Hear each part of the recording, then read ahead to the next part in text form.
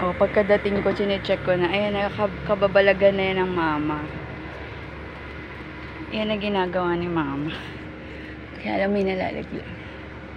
Tapos, i-harvest ko na yan. O, taray ng nanay ko, diba? O, diba? Yung mga sinusuot ko recently, mga salba sa baha.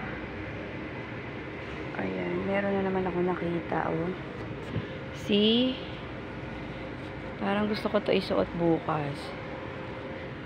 Yes. Oh.